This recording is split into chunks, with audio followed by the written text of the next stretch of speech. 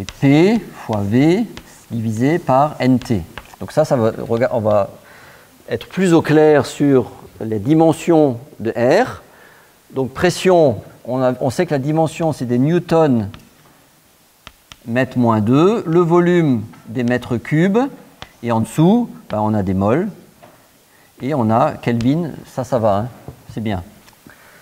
Donc, vous voyez, là, on vient de découvrir quelque chose, c'est que ça, là, c'est équivalent à des joules. En effet, vous voyez que newton par mètre moins 2 fois des mètres cubes, il nous reste quoi? Des newtons fois mètre. Et ça, c'est la définition de l'énergie en joules. Ça correspond à quoi? J'ai montré hier la première fois de ma vie en cours. On va le refaire. Alors, l'énergie que je vais mettre en jeu est beaucoup plus importante qu'un joule, hein, mais le principe, c'est ça. Qu'est-ce que c'est une énergie? Eh bien, c'est un travail, le newton, okay, une force, que l'on applique sur un mètre.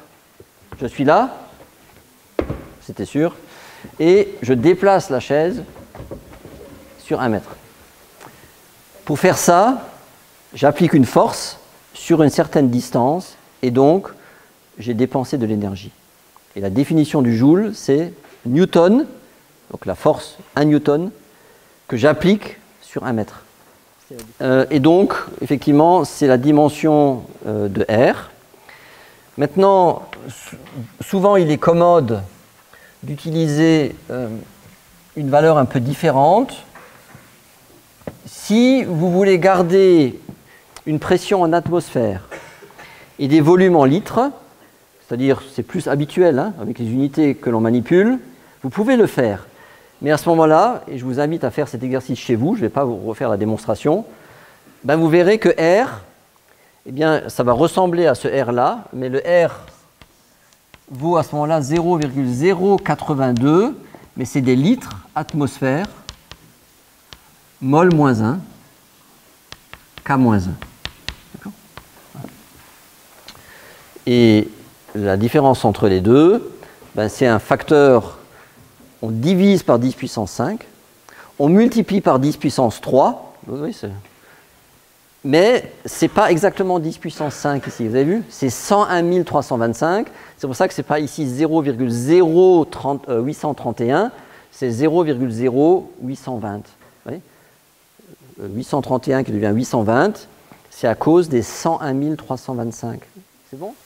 Deux propriétés encore, je failli en oublier une, donc avant de parler de la loi de Dalton, autre propriété intrinsèque des gaz parfaits, c'est que si vous prenez une mole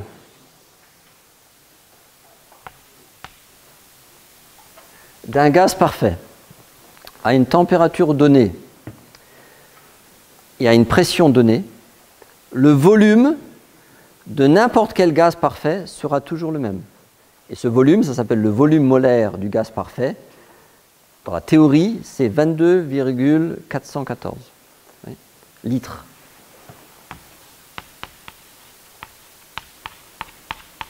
En litres. Donc ça veut bien dire que ça ne dépend pas de la masse et de la forme de la molécule.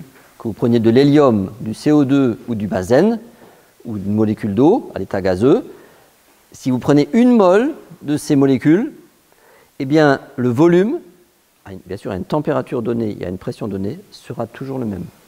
Ça veut bien dire que ça ne dépend pas ni de la masse, ni de la forme de la molécule. On est d'accord? Donc, volume molaire. Il y a des tableaux dans le support de cours qui vous montrent hein, les volumes mesurés avec grande précision hein, pour une mole de l'hélium, H2, etc.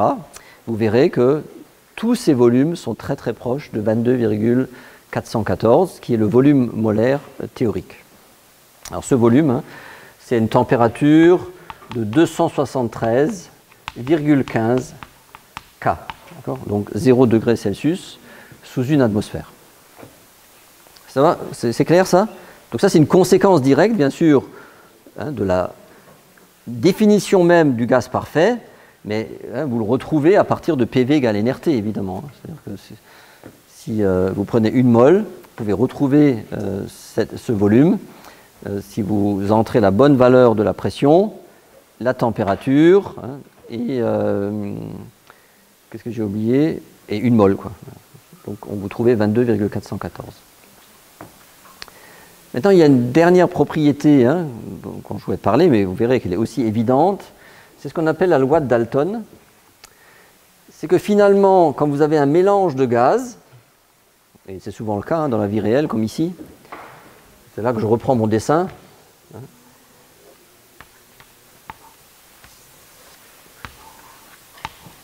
Si vous avez ici un gaz constitutif de deux types d'atomes ou de molécules, premier c'est des croix, deuxième c'est des ronds, je symbolise, hein. Vous savez que les atomes et les molécules sont extrêmement petits, eh bien la pression totale ici, que j'appelle pression totale, P grand T, petit t, sinon on va confondre avec la température, eh bien c'est la somme des pressions partielles. Ça veut dire que si vous arrivez à prendre dans le même volume, les volumes doivent être les mêmes, hein.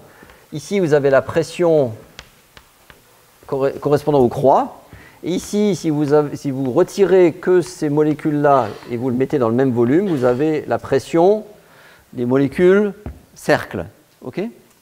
Eh bien, si vous faites la somme des deux, vous retrouvez la pression totale. C'est-à-dire que les pressions sont additives. C'est normal, puisque ce qui fait la pression dans un volume donné, c'est juste le nombre de moles.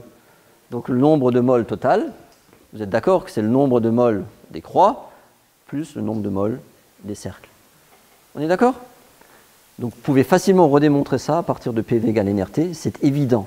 Oui, parce que toute chose égale par ailleurs, si vous rajoutez un certain nombre de moles N1 plus un nombre de moles N2, eh bien la pression totale sera PV égale N1 plus N2 RT.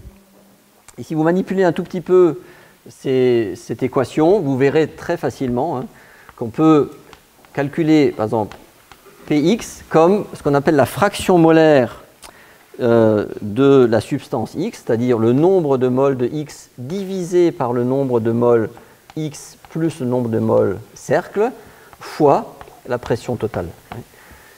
Voilà. Il y a une diapositive qui reprend ce calcul dans votre support de cours.